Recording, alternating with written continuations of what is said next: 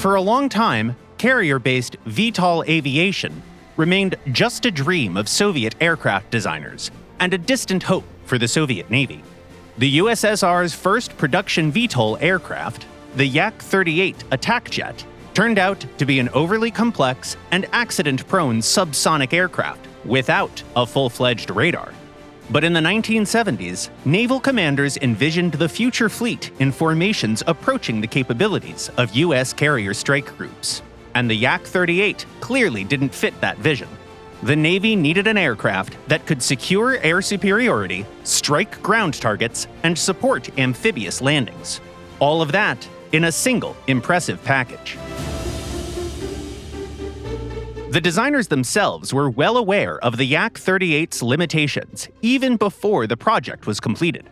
As early as that stage, they began rethinking the lessons learned from the Yak-141, coming up with alternative concepts, one of which eventually grew into a separate combat aircraft, the future Yak-141. Its concept emerged even before the full-scale testing of the Yak-141. The idea was to take proven solutions from its predecessor, replace the power plant with a more powerful one, and push the aircraft into the realm of supersonic speeds while retaining its strike capabilities. At the same time, the Design Bureau discussed abandoning the Yak-141's multi-engine layout with separate lift engines for vertical takeoff. However, calculations showed that a single engine scheme would be extremely difficult to stabilize and hover, while reworking the power plant completely risked delaying the project and making it economically inviable. The new aircraft received the designation Yak-41. The military viewed it as a light attack aircraft capable of performing fighter missions. Visually, it resembled a Yak-141, adapted for much higher speeds, fitted with a new, more powerful engine and a radar.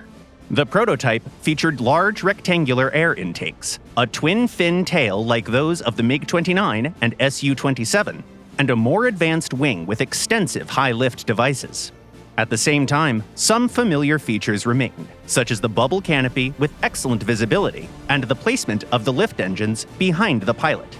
Still, the scope of changes was so significant that by the final stages, the project received a new designation, Yak-141.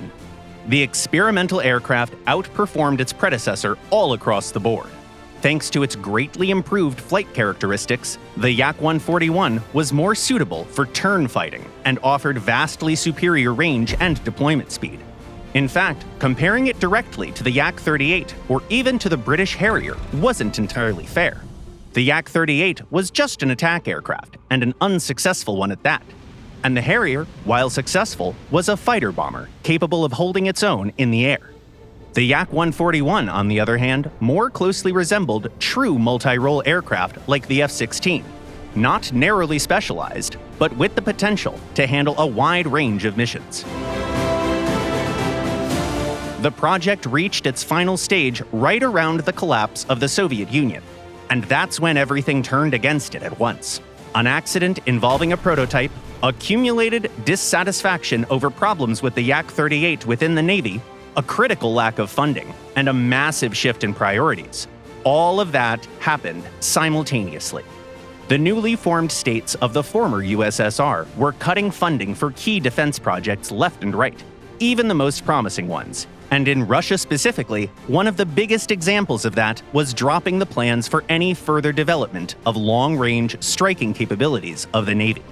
After the Cold War, some aircraft-carrying cruisers were sold to China and India, while others were scrapped, and as a result, there was simply no place left for the Yak-141.